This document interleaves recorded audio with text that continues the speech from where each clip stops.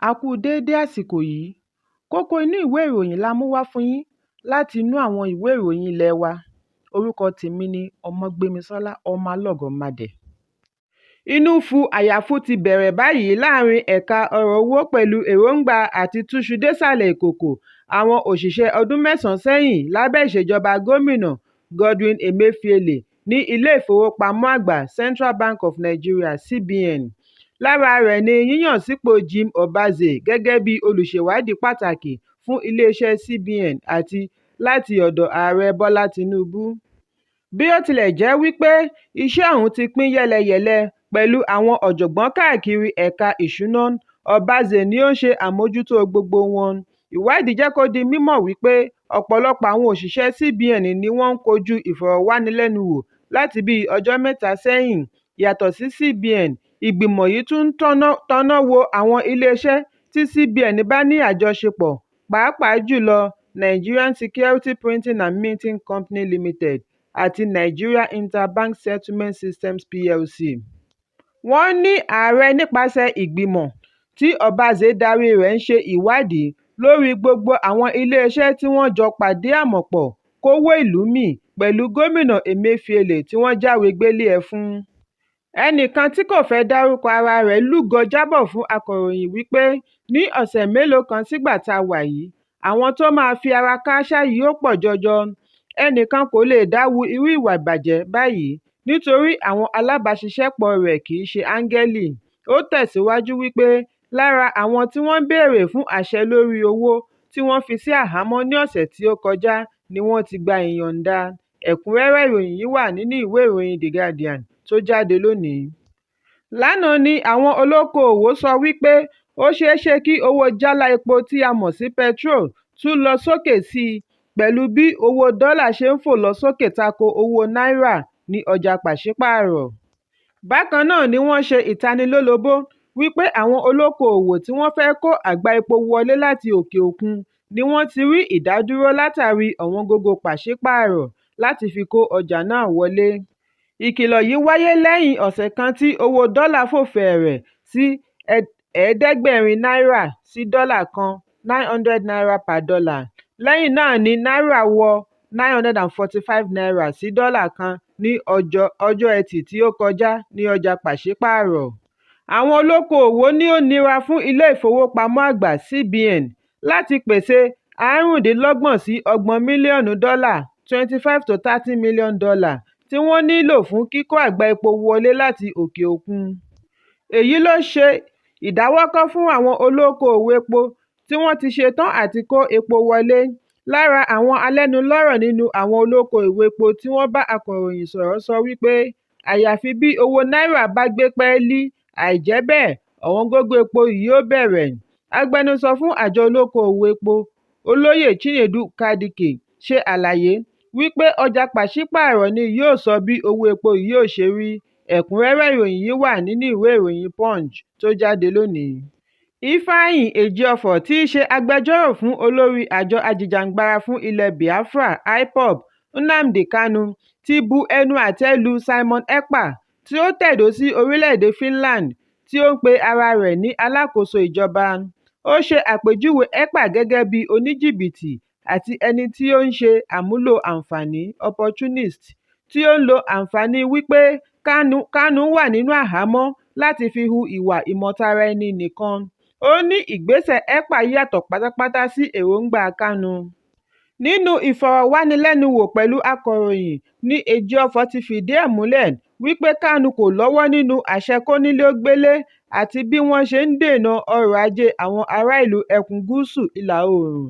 Ó ní Kanu ti fagilé òfin kónílé-ó-gbélé yìí tipẹ́tipẹ́ nítorí ó mọ̀ wípé àwọn jàǹdùkú yóò lo àǹfààní yìí láti fi dá wàhálà sílẹ̀.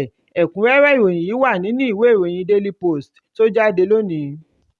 Ẹlẹ́yinjú àánú àti ààrẹ àjọ títò Isaac Akínkúnmi ti ṣe ìtanilọ́rẹ abẹ́rẹ́ àjẹsára tí í dènà àrùn anthrax fún 5,000 ẹran ọ̀sìn fún ìjọba ìpínlẹ̀ Benue. Ní òpin ọ̀sẹ̀ tí ó kọjá ni Akínkúnmi darí àwọn òṣìṣẹ́ rẹ̀ láti ṣe ìtọrẹ yìí fún àwọn aṣojú tó ń dènà àrùn anthrax Prevention and Control tí dókítà Edward Amale, adarí àjọ alámòjútó ohun ọ̀sìn ṣe alága rẹ̀. Nígbà tí wọ́n ń ṣe ìtọrẹ yìí ní olú iléeṣẹ́ ohun ọ̀gbìn ní ìlú Makurdi, Akínkúnmi fìdí ẹ̀ múlẹ̀ wípé ilé-iṣẹ́ rẹ̀ tí ó ń ṣe àtúnṣe wàrà àti ohun mímu yogurt ti gbáradì láti ṣe ìdásílẹ̀ ibi ìkó-ẹran-sí ranch fún ìpèsè wàrà kí wọ́n bàa lè ṣe àdínkù sí ti òkè òkun. Ìdí nìyí tí àwọn fi ń tọ́jú ọ̀pọ̀lọpọ̀ ẹran ọ̀sìn nítorí ìwúlò rẹ̀. Ṣùgbọ́n pẹ̀lú àjàkálẹ̀ àrùn anthrax lórílẹ̀-èdè, àwọn rí i wípé bí wọn kò bá tètè gbé ìgbésẹ̀, bí àrùn yìí bá ráàyè wọ inú oko wọn, èyí yóò léwu púpọ̀. Ìdí nìyí tí wọ́n ṣe rawọ́ ẹ̀bẹ̀ sí àjọ tó ń mójútó ẹran ọ̀sìn láti tètè bẹ̀rẹ̀ ṣíṣe àmúlò abẹ́rẹ́ àjẹsára yìí kí wọ́n sì pín in káàkiri agbègbè tó kù. Ẹ̀kúnrẹ́rẹ́ ìròyìn yìí wà nínú ìwé ìròyìn Vanguard tó jáde lónìí. Adarí ológun ilẹ̀ Niger, Ọ̀gágun Abdulrahman Chiani, ti gbà láti ní ìjíròrò lórí ọ̀nà tí wọ́n fi yanjú rògbòdìyàn òṣèlú tó ń lọ lọ́wọ́ lórílẹ̀-èdè. Chiani sọ eléyìí níbi ìpàdé tí ó wáyé ní ọjọ́ Àbámẹ́ta pẹ̀lú àwọn aṣojú ilẹ̀ Nàìjíríà tí alága Jama'atu Izalatu Bida Waikamatu Sunna Balalau darí rẹ̀. Nínú àtẹ̀jáde tí Lau bu ọwọ́ lù ní ọjọ́ Àìkú, ni àlùfáà ti sọ fún Chiani wípé pàtàkì ìrìn-àjò wọn sí ilẹ̀ Niger ní láti jíròrò kí wọ́n gba òun àti àwọn ológun yòókù tí wọ́n jọ dìtẹ̀gbàjọba ní ìyànjú láti tẹ́wọ́ gba ìjíròrò yálà ìdásí ológun. Nígbà tí ó ń fèsì, Chiani ní ilẹ̀kùn àwọn ti ṣí fún ìjíròrò láti fààyè gba àlàáfíà. Chiani ní ó jẹ́ ohun tí ó ba àwọn lọ́kàn jẹ́ wípé àjọ ECOWAS ń fún àwọn ní gbèdéke láì gbọ́ tẹnu wọn. Ní báyìí, ìrètí wà wípé ìjíròrò yóò wáyé láìpẹ́ láàárín àjọ ECOWAS àti àwọn ológun ilẹ̀ Niger. Láti oṣù tí ó kọjá ni rògbòdìyàn ti bẹ́ sílẹ̀ ní ilẹ̀ Niger nígbà tí wọ́n fi ààrẹ Mohamed Bazoum sí àhámọ́ nínú ìdìtẹ̀gbàjọba tí ó wáyé pẹ̀lú àwọn ẹ̀ṣọ́ ológun rẹ̀. Ẹ̀kúnrẹ́rẹ́ ìròyìn yìí wà nínú ìwé ìròyìn Punch tó jáde lónìí. Ẹgbẹ́ Boko Haram ti lérí láti ṣe ìgbàpadà àwọn ẹgbẹ́ wọn tí iléeṣẹ́ ológun ilẹ̀ Nàìjíríà rí mú.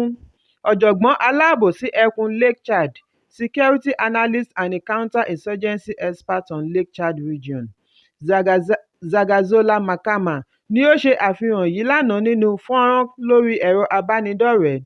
Bákan náà ni àwọn apaniláyà tẹ́rọ́rìstì yìí lérí láti ṣe ìkọlù sí àjọ Civilian Joint Task Force (CJTF) tí wọ́n ń pè ní Yon Red Cross.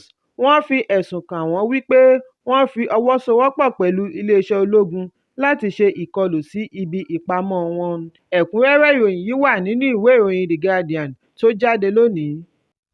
Lánàá ni gómìnà ìpínlẹ̀ Ondo Rotimi Akeredolu sọ wípé òun ṣì ń ṣe ìtọ́jú ara ní orílẹ̀-èdè Jámánì. Òun kò tíì padà sí ilẹ̀ Nàìjíríà gẹ́gẹ́ bí àwọn kan ṣe ń gbé ipò yẹnu lórí ẹ̀rọ ayélujára. Nínú àtẹ̀jáde akọ̀wé àgbà Richard Ọlátúndé ni Akeredolu ti ṣèlérí láti padà sí ìpínlẹ̀ láìpẹ́. Ó ní àfojúsùn òun ni láti ní àlàáfíà tí ó péye. Òpin ọ̀sẹ̀ tí ó kọjá ni fọ́nrán kan ṣe àfihàn ibi tí gómìnà ti ń sọ̀kalẹ̀ láti inú ọkọ̀ òfurufú. Èyí ló fa àhesọ tí wọ́n ń gbépò yẹnu wípé gómìnà ti padà dé láti ìsinmi àìlera. Àtẹ̀jáde náà tẹ̀síwájú wípé àwọn mọ rírì bí àwọn ará ìlú, Afẹ́nifẹ́re àti alátìlẹyìn nílẹ̀ yìí àti lókè òkun ṣe ń pòǹgbẹ kí gómìnà padà sórílẹ̀-èdè. Àwọn sì fẹ́ fi dá gbogbo ènìyàn lójú wípé gómìnà ṣì wà ní ilẹ̀ Jámánì fún ìtọ́jú àìlera. Gómìnà Akeredolu wá fi ìmoore hàn sí àwọn ará ìlú fún ìfẹ́ àti àdúrà wọn. Ẹ̀kúnrẹ́rẹ́ ìròyìn yìí wà nínú ìwé ìròyìn The Guardian tó jáde lónìí. Kókó inú ìwé ìròyìn àsìkò yìí kò ní jù báyìí lọ. Ẹ pàdé mi ní ìrọ̀lẹ́ fún àkọ́tun.